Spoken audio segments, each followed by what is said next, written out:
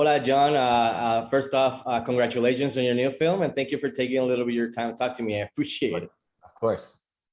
So, John, before this, with Crazy Rich Asians, you did a major Hollywood studio film that featured, majority cast of Asian descent, and now you follow up that with a huge Hollywood studio film with a majority cast of Latin descent. So the first one was a hit, and this one has been very well received by critics and audiences. But most importantly, the film is also being well received by its culture. So how does this make you feel, knowing that these films, yes, they're successful and everything, but they're being embraced by the people and culture that they explore? Was this one of your main goals? 100%. That was my main goal. I did not, first of all, Lynn would have killed me. Second of all, he lives in Washington Heights, and his neighbors would have killed him. So there's a lot of responsibility making this thing good. But more than that, I think it taught me a new way of working, of listening and being more collaborative than ever, because as you know, I'm not Latino, and I'm not from Washington Heights. When I saw In the Heights on Broadway, I connected so fully of what it feels like to grow up in a family like that. I was raised not just by my parents, but also by my aunts and uncles.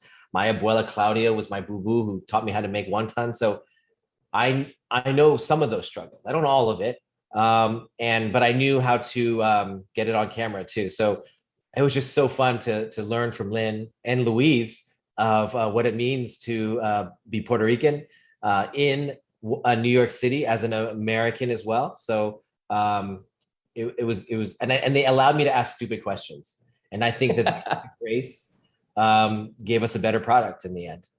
And it did. It was really, really good. I really enjoyed it. So, John, while I was watching the film, it became very clear that you're a big, Hollywood golden era musical fan. So I wanted to ask you, what are some of your all-time favorite movie musicals? And did you manage to to in some way pay homage to any of them, and how? Maybe some references, Easter eggs, or maybe a visual cue or something? I mean, I grew up around musicals and music all the time. I mean, I from watching Singing in the Rain to Sound of Music, West Side Story, Grease. I mean, all of those. Watching Fred Astaire. I took tap dancing for 12 years. So Gene Kelly, Fred Astaire. I mean, these were all influences of mine. But also Michael Jackson was a big influence in my life growing up. He was doing like the modern musical in his music videos, and Disney animated movies were big influences in my life. So Lynn and I actually had similar upbringing in that way. I wasn't a genius like him, so he he took it in another way. But so for me, it was fun. Some of these things I probably did, and I don't realize I took it from those things. But there are nods to Royal Wedding with Fred Astaire walking on the ceiling and on the walls. But instead, we wanted to make the side of a building in Washington Heights become a ballroom dance floor because it was gorgeous. And then we wanted, to take a nod to the Busby Berkeley and Esther Williams stuff in the pool, and show how beautiful that could be. Different shapes and sizes and skin tones and tattoos and hair color and piercings, and how beautiful that could be. So that was really fun to do that. Olga, you were fantastic in the film, of course, and you've been playing this character since I think the show started on Broadway. So I wanted to ask you, how has Abuela Claudia evolved through the years? And as an actor, was it a challenge to get back into her shoes for this film adaptation? Great question, Francisco. I've been involved with this project since before Off-Broadway. I was playing a different role and had a different song, played the mother. And then I came into the shoes of Abuela Claudia Off-Broadway. And yes, it has changed. There's a few surprises in the movie. When you're doing a theater piece, you're projecting to the last row. The energy is different.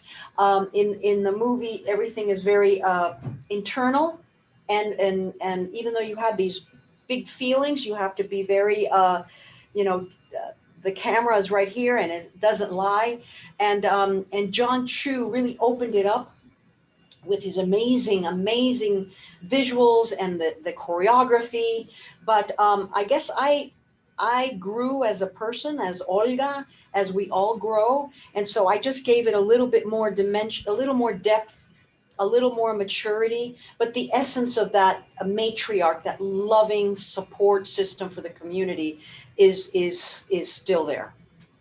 And it shows because you did a fantastic job and it worked. Jimmy, first off, congratulations on recently being honored with a star on the Hollywood Walk of Fame. Well deserved, sir.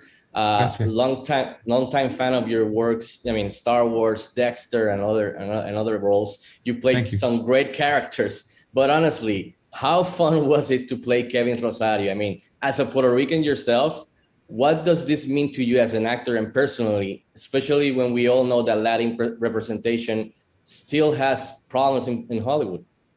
Of course, I got to check off that little list, that artistic list, to be involved in a kind of production like this, and to be able to be with people like Olga, who have done the play off Broadway and Broadway, and then teaming up with John Chu and Lin-Manuel Miranda, Kiara Alegría Judes.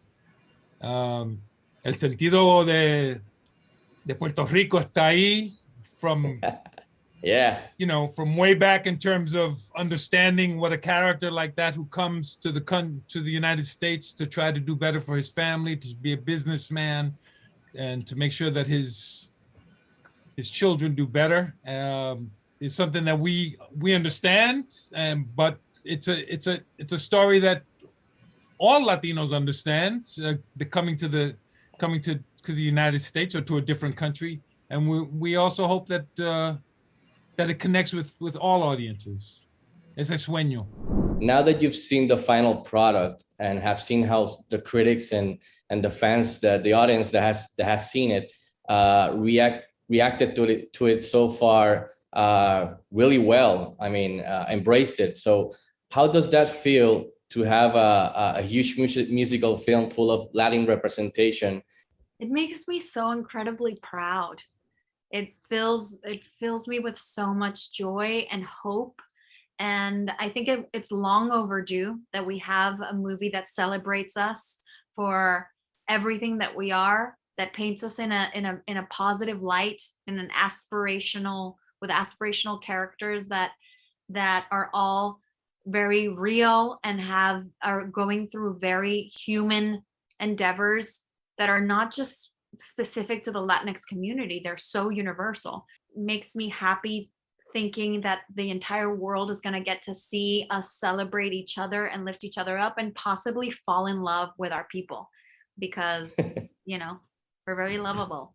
So blessed to be a part of something on my first occasion as an actress, like to be a part of something that also allows me to pay it back to the people that made me up, you know, my family members that have experienced a lot of these stories that are heard throughout this magic of music and this musical, for them to be able to celebrate my dreams coming true, while also seeing themselves and their stories honored and cherished and celebrated on screen in this way is a beautiful thing. And I hope that it makes people feel like they have room to tell their story from wherever they're from. Thankfully enough for us, it's just been an amazingly positive response. And a lot of them are talking about that representation, which is amazing. I think, you know, being a part of such a huge film that really focuses on representation in such a positive sense, but also, you know, you can see it on camera, but also off camera, and being a part of something that, you know, the dancers, the cast, the crew, the catering, everybody there was majority Latinx, and that was just so amazing to be a part of and get to show the world.